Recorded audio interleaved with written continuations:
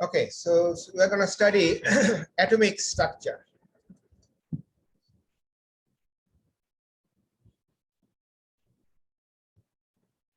So atomic structure, the most earlier theory was actually proposed by Greek scientist, we call him scientist, Democritus. That was in 400 BC. Okay, so long time ago. According to Democritus, he thought that matter could not be divided indefinitely. Okay, suppose you have a chunk of matter, and then if you want to break it, so you will break it into pieces, and the smaller pieces, and then he said that, so you will come to at certain stage. After that, you will not be able to divide that thing. So nowadays we know that that is nothing but undividable thing is nothing but the atom. Okay, so that was his theory. It's a long time ago, about 2,500 years ago from now. Okay, and then 350 BC, Aristotle modified an earlier theory. I mean, this Democritus theory, that the matter was made of 4 elements: earth, fire, water, and air. Okay, so it consists of earth, water, air, and fire. Okay, and you see, so Aristotle theory was actually persisted for 2,000 years. So in modern era, John Dalton, a chemist, he proposed the modern atomic model based on some experiments. He was a chemist, he made a lot of experiments, and based on his experimental fact, he proposed that all matter is made of a small particle which cannot be divided any further, according to Democritus. Okay, so that is actually atoms. So all matter is made of atoms. Atoms of an elements are identical. If you consider any element, then all the atoms of that elements are identical, and each element has different atoms. And then atoms of different element combine in a constant ratio to form a compound. Atoms are rearranged in reaction. When there is a chemical reaction, atom rearranged, okay, and they combine, they form a new materials. There is a chemical reaction on that. Okay, so his idea account for the law of conservation of mass. As you know, mass is always conserved. Okay, so atoms are neither created or not destroyed, and the law of constant composition as well. That means elements combine in a fixed ratio. Okay, and then you see in John Dalton model, he said that all material has got a smaller particle. Okay, you cannot divide it any further, and that small particle is called atom. Okay, but he did not give any idea about what is in the atom. Okay, so later on is about around 1900. So that's the John Dalton model. It's a smaller particle. Okay, it did not talk anything about what is inside the atom. So later on, when the electron was discovered, you know, the 1897 electron was discovered by Sir J.J. Thomson. Okay, and so he showed that when materials, when rubbed, can develop a charge difference. This electricity is called, at that time, you see, they did not know about electrons, so they call it cathode rays. When passed through an evacuated tube, these rays have a small mass, and their charge is negative. Thomson noted that this negative subatomic particle are a fundamental part of all atoms. Okay, and then he later named it electron. So Dalton model is also called billiard ball model. You know, this looks like a billiard ball in macroscopic term. Okay, billiard ball. And his idea persists about 100 years, 1800 to 1900. Okay, so atoms are solid and indivisible, and it is indivisible. That was also mentioned by Democritus long time ago. And then what Thomson did, he said that the whole atom, look at here, nothing about the charge, but in this case, he said that atom as a whole is a positively charged matter. Look, so it's the whole atom is a positively charged matter, and electrons are embedded in that positively charged matter. And as a whole, it is electrically neutral. That means number of positive charge and number of negative charge are same. Okay. So in 1897, he discovered 1897 he discovered electron, and in 1898 he suggested that atoms are just a positively charged lump of matter with electrons embedded in them, like this. Electrons are embedded in them, like a resin in a fruit cake. So this is why this is called plum pudding model also. As Thomson had played an important role in discovery, as I have already mentioned, he played an important role for discovery of electron. Okay, his idea was taken seriously. However, later on we know that real atoms are completely different. So that's the Thomson model. So there is an improved version in Dalton's model. Nothing, no information is about inside the atom. However, he gives some information that positive charge and negative charge are there. Okay, and then later on, his student Rutherford perform an experiment, and his idea for performing this experiment is, you see, he took gold foil. Why gold foil? Because gold foil has got a large atomic number.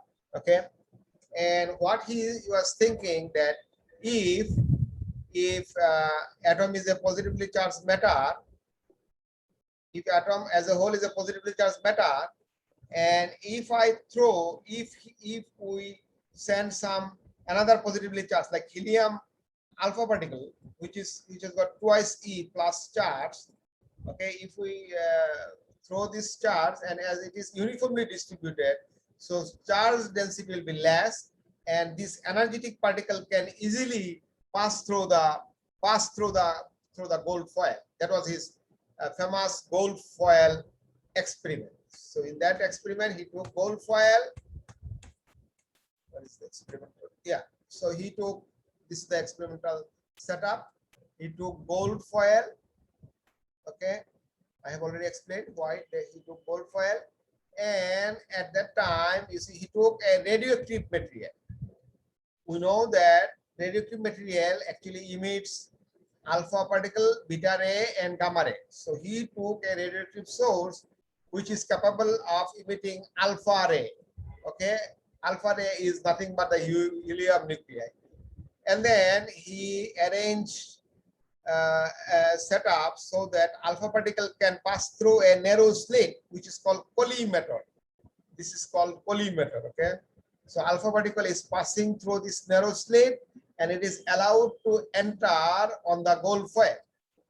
And around the gold foil, he placed a fluorescent screen. Fluorescent screen means when a charged particle strikes on it, there will be a spark. From that spark, he will be able to identify where the charge is hitting. Okay, so you see, before performing this experiment, according to his thought experiment, he was thinking what could happen. So what could happen? He, according to him, he thought, okay, if it is a positively charged matter, then this energetic particle can pierce it. Okay, and then it will reach here. It will reach here. However, when he performed this experiment, the result was actually astonished. He found, yes, most of the particle actually pass through it and it arrives here, but some particles deflect a very large angle, okay, very large angle, and some just followed the reverse path. Okay, so when his student, this is called Geiger and Marsden alpha particle experiment. So two of the student of actually Rutherford, so they performed this experiment. Okay, and as I said, few wires scattered through. Okay, they found that most of the alpha particle indeed are not deviated. What they thought earlier, okay, they are not deviated much. However, few wires scattered through very large angle, as I have mentioned, and some are even scattered in the backward direction. So when this student explained this result to their teacher Rutherford, and the comment of the Rutherford was, note this comment, it was as incredible as you fired a 15-inch shell. You know, it's an explosive bomb. If you fired a big bomb, 15-inch shell, at a piece of tissue paper, what do you expect? You expect that tissue paper will be blown out. However, it is as incredible, okay, unbelievable, that if you fired a 15-inch shell at a piece of tissue paper and it came back and hit you, so that this back scattered particle can be treated as that you are firing a big bomb towards the tissue paper, and then tissue paper is still there, and then it come back and it hit you.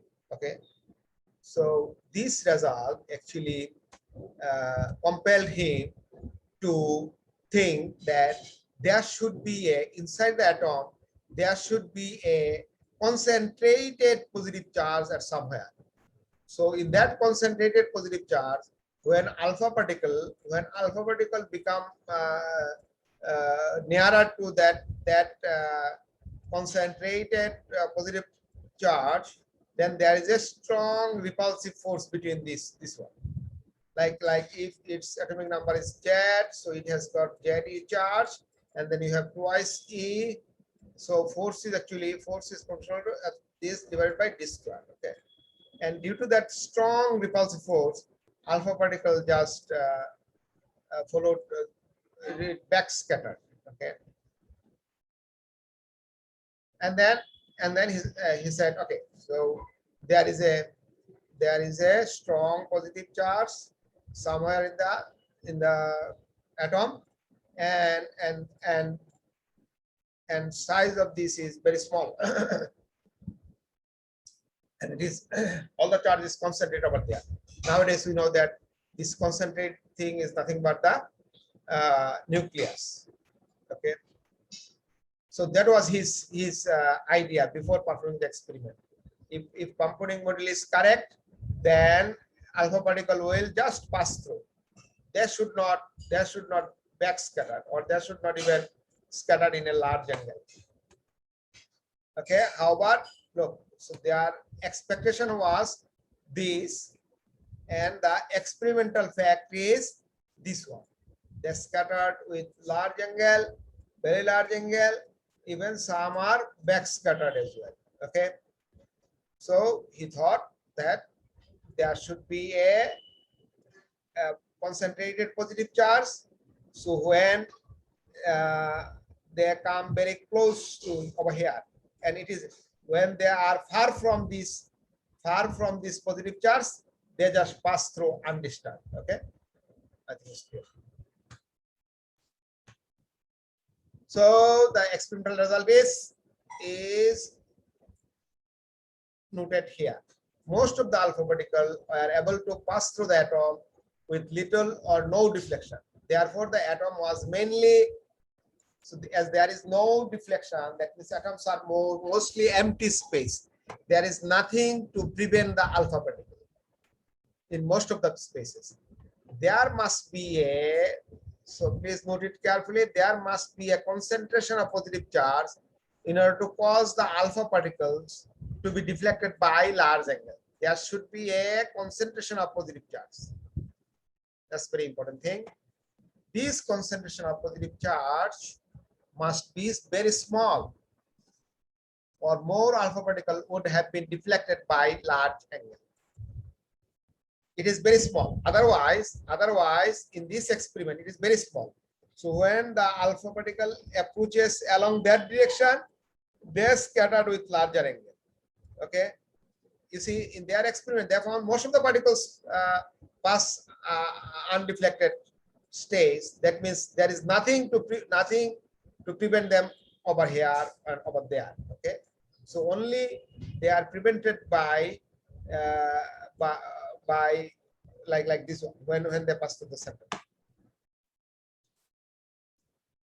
So the region of concentration of positive charge in an atom was called, this is called nucleus, and positively charged particle in the nucleus are called protons. Okay.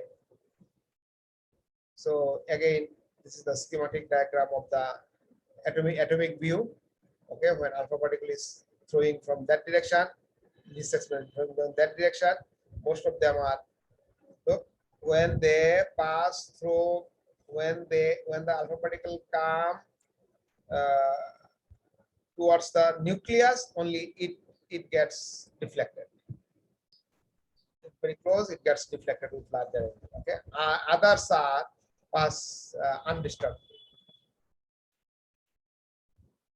Okay, so there is an improved version of J.J. Thomson model. You see, the teacher proposed that atom is a positively charged matter and electrons are embedded on them. However, the student proved that yes, no, there is a positive charge, but the positive charge is concentrated in a small part of an atom, Okay, and electrons are outside there, but he is unable to give the definite position of the electrons. Okay, however, he discovered the nucleus. Okay, and then this model, Rutherford model, was expanded by Sir James Chadwick. Okay, so it is expanded because atoms are electrically neutral. Okay, even according to the Dalton model, you can see the atom is a chunk of a metal, so it is electrically neutral.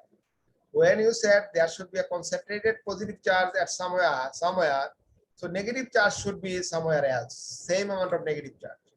The mass of an atom is greater than and another important thing is mass of an atom is greater than the mass of its proton and electron, number of proton and number of electron.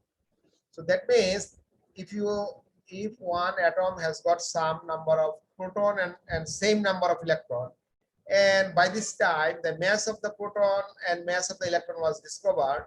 So if you multiply the number of electron by mass of electron, and then add number of proton multiplied by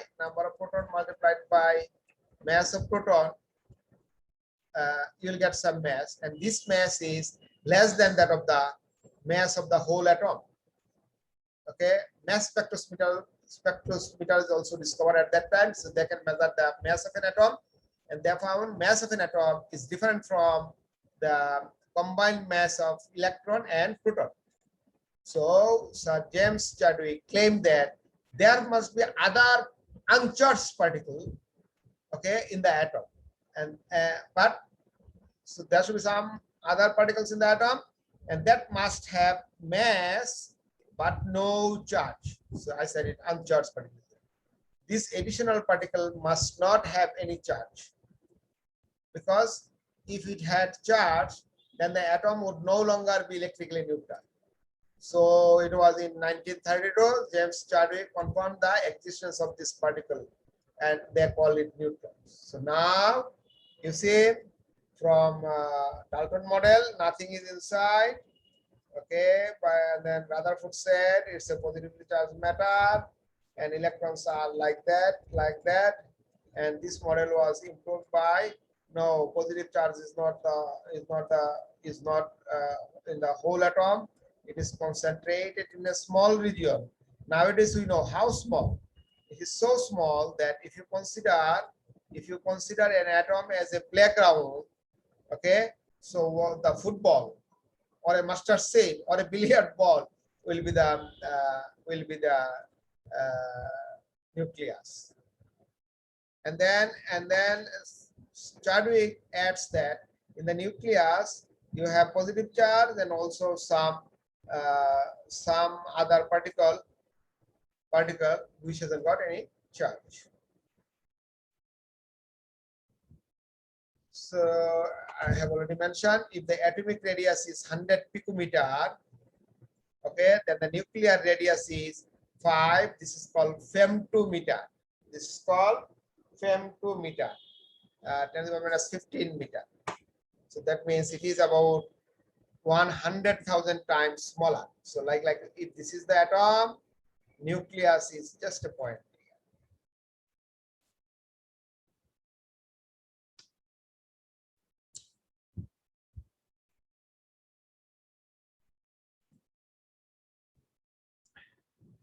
Okay, so later on, their models are actually modified by another student of J.J. Thomson. It's called Niels Bohr, and his theory was that an electron in an atom moves in a circular orbit. Actually, in Thomson model fails to provide the exact location of the electron. So it is Niels Bohr. He proposed that electron in an atom moves in a circular orbit about the nucleus under the influence of the Coulomb attraction between the electron and the nucleus, obeying the laws of classical conservation. Because you see, by this time, Coulomb's law is a very old law. According to the Coulomb's law, we know that if there is a charge, one charge here and another charge is there, so there will be, and if they are in opposite charge, there will be an attractive interaction between them. So which is called Coulomb attraction.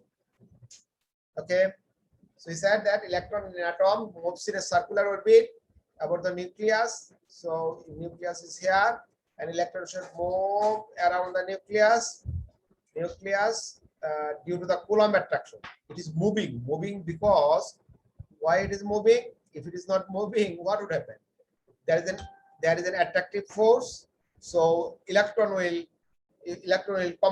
combine to the nucleus, and as a result, atoms will be collapsed. Okay, nothing could stay there. So to prevent it from collapsing, the electron has to move. When electron moves, there is a centrifugal force. Okay, and that force should be directed outward. Okay, and which is exactly equal to the attractive force. So as a result, atom has to move. Okay, so that's the first postulate. Instead of infiniteness of the orbit, now where should be the orbit? Instead of infiniteness of the orbit, which would be possible in classical mechanics or Newtonian mechanics, it is only possible for an electron move in an orbit for which its orbital angular momentum L should be an integer multiple of h cut. H cut is, h cut is actually, h is the Planck constant, h by twice pi is called h cut. So he said L equal to nh cut or nh by pi, where n equal to 1, 2, 3, etc. So that gives a particular orbit depending on the value of n. When n equal to 1, that's the first orbit. N equal to 2, and then high energy orbit, and so on. An atomic system possesses a number of states in which, so there should be number of states in which no emission of radiation takes place, despite the fact that it is continuously accelerating. Such states are called stationary states, for which the total energy E remains constant. You see, in classical physics, there is a law called accelerating charged particle can emit radiation. But in this case, when it is moving, it will not radiate any energy. If it radiate energy, then what would happen? Radiate energy, it will have less energy, so it will move towards the nucleus, and as a result, the atom will be collapsed. Okay, for preventing it from collapsing, there should be some stationary orbit. So orbit will be stationary, and it will not radiate any energy. So energy remains constant.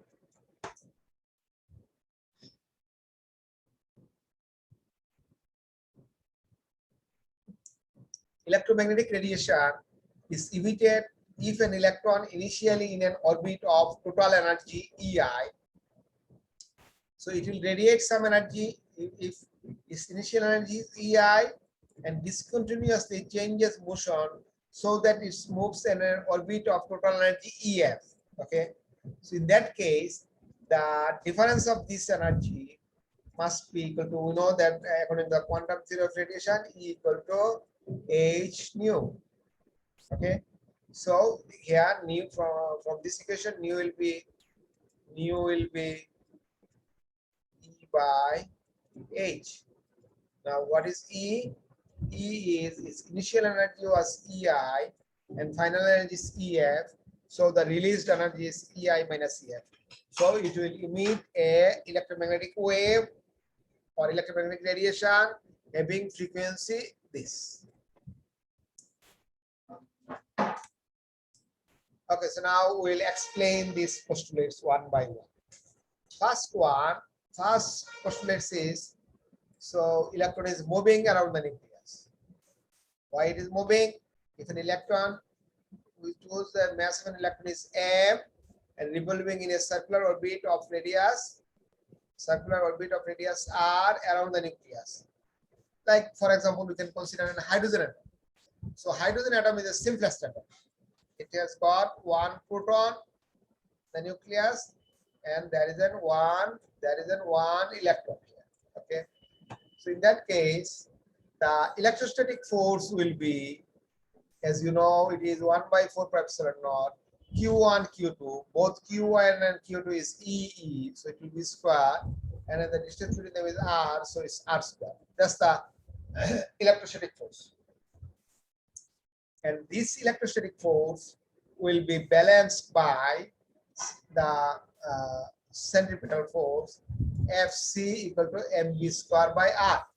And these two forces must be equal. Fc equal to Fe. So if we equate this equation, we will get the velocity of the particle around the nucleus. So for hydrogen atom, actually this is the important formula. Using this formula, you can find out the velocity of electron in any orbit. Okay. Okay. So according to second postulates, actually which path electron will take which path, and that will provide this equation L equal to NH cut. We know that L is called angular momentum. Angular momentum, definition of angular momentum is, you have studied in your mechanics class in SEC level, that L equal to R cross P. P is called linear momentum. So in this case, R and then P are perpendicular. So angle between them is 90 degrees. So if the angle is 90 degrees, then it is actually PRP sin 90 degrees. So it's RP and P is MV. So finally L will be MVR. According to the postulates, second postulates of both, L must be NH cut. So what is L? L is MVR. So MVR must be N. What is H cut? H by 2. This one. From this equation, we can write twice pi R should be H by MV or NH by MV. And we know that H by MV is called a de Broglie wavelength. according to de Broglie, a moving particle actually can be treated as wave. This is called wave particle duality. So lambda will be h by mv. So you can write twice pi r equal to n lambda. That means an electron can circle a nucleus indefinitely without radiating energy, provided that its orbit contains an integer number of de Broglie wavelengths. So it should have either n equal to one wavelength, two wavelength, three wavelength, or so on. So from this expression, you can write MBR equal to NH by twice pi. And if you square both sides of this equation, m square, b square, Rn square must be equal to this. And then we have derived an expression for V earlier here. V equal to E by square root of 4 pi epsilon naught mr. And b square, if you substitute the value of b square from here, it will be the value of b square. And then Rn square is this. From here, equate this equation, you can find out Rn should be equal to n square h cut square epsilon naught by pi m square. From this equation, you can derive this one. Actually, this is an important equation which gives you the orbital radius. You see, as the electrons are moving around the nucleus, so radius of the orbit can be defined by this equation. When the value of n equal to 1 is called R1 equal to h cut square epsilon naught by pi m square. So this is actually constant. You know the value of h, and you also know the value of epsilon naught, which is permittivity in free space. And you know pi, you know m is the mass of the electron. You also know E is called the charge of the electron. So if you substitute all these values, here and then calculate like 6 h equal to 6.625 into 10 to the power minus 34 into epsilon is 8.85 into 10 to the power minus 11 square, and then value of pi, you know pi, and then m is 9.1 into 10 to the power minus 31 kg multiplied by 1.6 into 10 to the power minus 19 coulombs. If you calculate that one, you will get R1 is 5.13 into 10 to the minus 11 meter. So this is called first Bohr radius. Actually, this is the radius of the hydrogen atom. So this is very important term, radius of the hydrogen atom. And in terms of n, or if we denote this one n naught, so actually this whole thing is n naught. So Rn can be written as n square n naught. Okay, if you know n naught, so second orbit will be 4 times of n naught. Okay, and so on. So knowing n naught, you can calculate value of the radius of any orbit.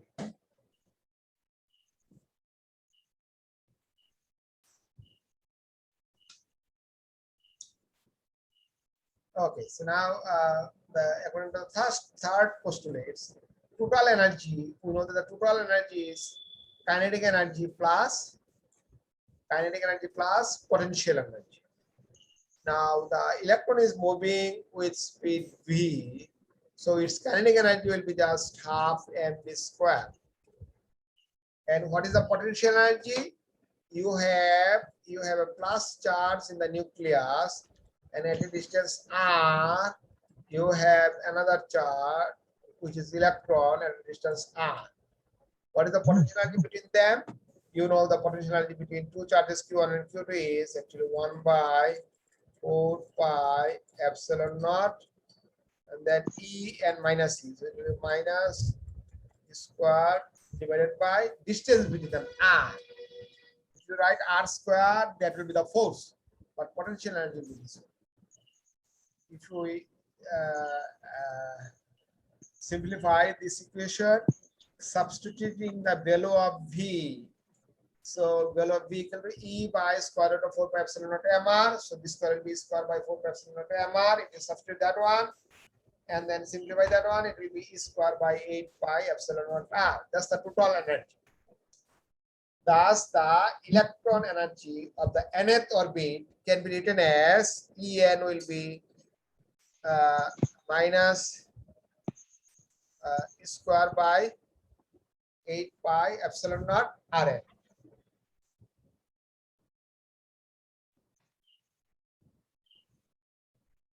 Actually, there will be a minus sign here. Look at here.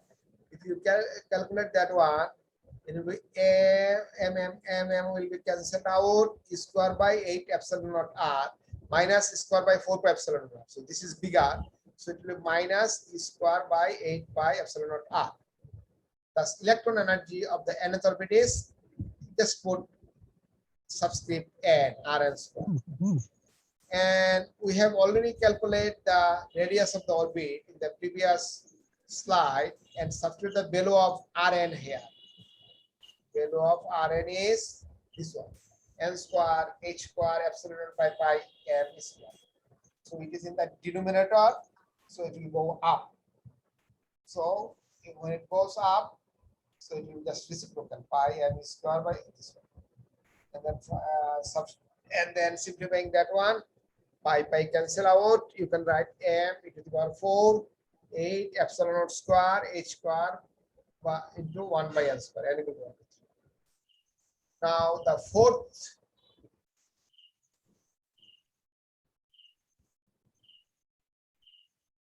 okay. So now in this case you can calculate energy of any orbit.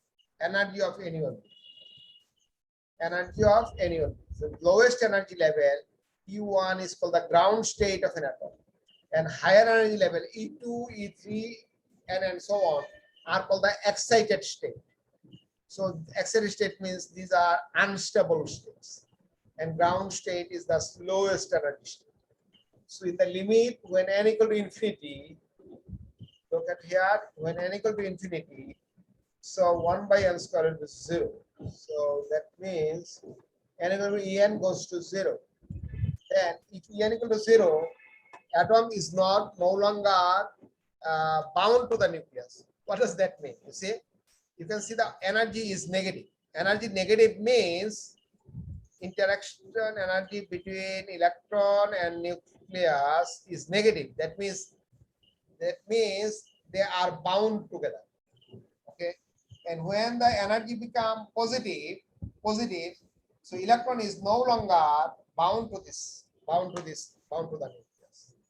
It is called free electron. So some of the metal has got very loosely bound electron. Okay, room temperature or some other elevated temperature is enough to free them. So that is why we call them conduction electron. Sir, why we consider the potential energy negative? Yeah, so I'm going to explain this one at the end of the lecture. Okay, so please wait. Okay, sir. Okay. Let me repeat potential energy. Potential energy is, you see, you have studied in your college level physics. You have a charge. If you have a charge Q1 and then another charge Q2, okay. So there will be some like for Q1 there will be some potential. Potential is 1 by 4 pi epsilon naught Q1 divided by R. So that's the B. That's the potential due to a charge Q1. When you bring a second charge Q2 on it, so there will be work done. Work done will be basically Q2 into V. So Q2 multiplied by 1 by 4 pi epsilon naught, and then Q1 by R. So this will be basically 1 by 4 pi epsilon naught Q1 Q2 divided by R. Please note here, it is R. When it is R square, that is actually not energy. That is called force. Yes, Coulomb force. Okay. So now related to this n equal to infinity, there is a term is called ionization energy. The ionization energy is the energy needed to remove an electron from an atom, and its ground state is called ionization energy.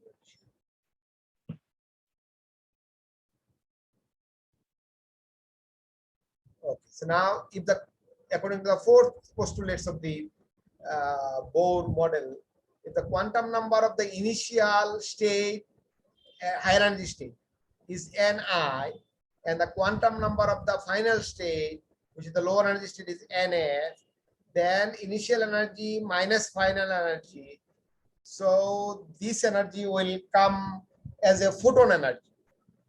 So EI minus EF will be H nu. We have explained this one. Nu is the frequency of the, look at here, of the, nu is the frequency of the emitted photon.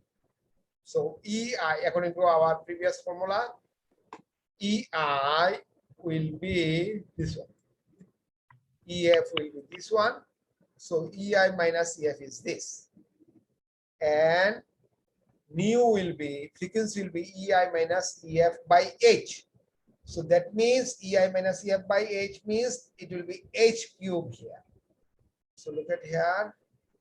So nu, the frequency of the radiation will be just H cube.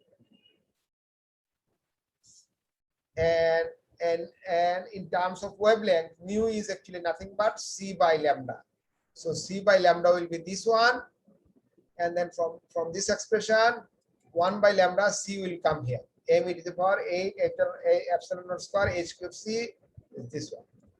This is actually a constant. So please calculate the value of this constant. This is called Rydberg constant. This is called, R is called Rydberg constant. You can find out the value. This is the mass of electron, and mass of electron is 9.1 into 10 to the power minus 31 into 1.6 into 10 to the power minus 19 coulomb, and then to the power 4 divided by 8. Epsilon square is 8.85 into 10 to the power minus 12, and then square multiplied by H cube, 6.625 into 10 to the power minus 34, and then cube, and then C is 3 into 10 to the power 8. If you substitute these values, then you will get the value is 1.097 into 10 to the power 7 per meter. Is lambda, 1 by lambda. So it will be meter to the power minus 1. So the value of it, you need to know the value of Rydberg constant to solve some of the problem. Now in this case, since Ni Ni is higher, Ni is greater than Nf, so 1 by Nf must be less than 1 by Ni. So 1 by lambda will be this, when that means when from all higher energy state to, if it come to all are come like this one. So this is Nf. So from all high energy state to come to the first n equal to 1, So the system will radiate some energy. This energy is called Lyman series. When NF is equal to 2, that means from all high energy state to if it comes to energy state 2 or yeah, then we call it Balmer series. And then similarly, when NF is equal to 3 is called Paschen series, NF is equal to bracket series, and then form series, and so on. When NF is equal to 5, and so on. So like this one, when the energy when they are coming to n equal to 1, we call it Lyman series. But from other states to come to n equal to 2, we call it Balmer series, and so on. Okay. Electrons in hydrogen only exist in discrete energy level, not in the states in between electron change energy level by absorbing photon or gaining energy or emitting photon and losing. So when it gain energy, it absorbs the photon. When it losing energy, it will emit the photon. So like this one. All energy state to n equal to 1, Lyman series. All high energy state to 2 is called Balmer series. High energy state to level 3, Paschen series, bracket series, and then form series, and so on.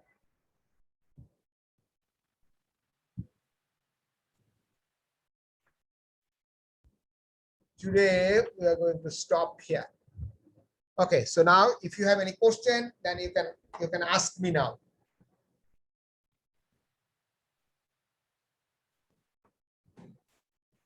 Sir,